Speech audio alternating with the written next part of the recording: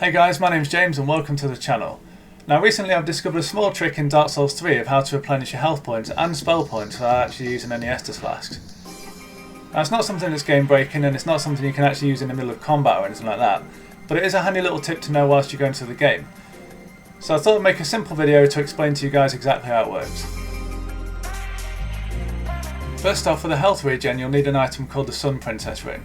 Now to get this you will actually have to have made some good progress in the game and made it to Anor Londo. After you've finished Anor Londo and the area boss Aldrich, you'll be able to go up one of the spiral lifts either side of the boss fight. When you get to the top, go into the big room right ahead of you, which is where Guinevere used to be back in Dark Souls 1, and in place of her will be the Sun Princess Ring that you can pick up.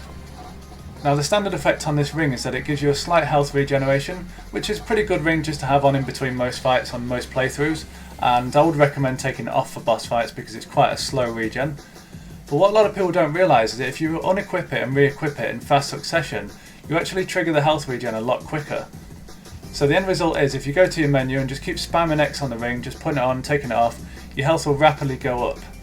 So like I say, it's not something you can use competitively, but just to save on Estus in between fights, it's a really good thing to know.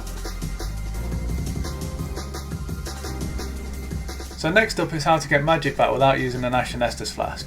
I'd be pleased to know you can do this one much earlier on in the game, and the only thing you need for it is a simple stone for infusing.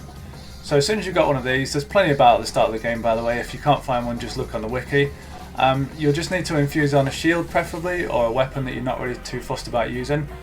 And what this does is it generally lowers the stats of the shield or the weapon, lowers the resistances, all that kind of thing, but it adds a very slight magic regen while you've got it equipped. So you can probably guess what's coming. If you want to get your magic back, just unequip, re-equip this item through your menu, just spam X until you've got your magic back. In addition to that, if you're not doing it through your menu, you can just weapon swap to that shield or weapon as many times as you want, and you'll see your magic rapidly regenerating. In addition to that, if you want to regen magic really quickly, you could have two simple infused items on your left hand, and just swap between the two and your magic will regen very quickly indeed. Now I know some of you out there are going to be thinking this is kind of useless because the Sun Princess Ring is so far into the game, but there is actually a way around that one. And the way I would suggest is to use a chime of some kind. Now I think the lowest requirement for a chime is something like 12 faith, which isn't a great deal, and even for a strength build that never planned to invest in faith, I would definitely suggest using one. And the reason for this is so that you can trigger the weapon art, which is the small heal over time. Now again, like the other tricks, it's not something you can use in bosses or against an invader or any emergency situations when you're on low health, but it is something that will keep you topped up in between fights when you're just running through the game between mobs. And along with the trick I explained earlier to keep your magic topped up, you should be able to cast this as much as you want in between fights.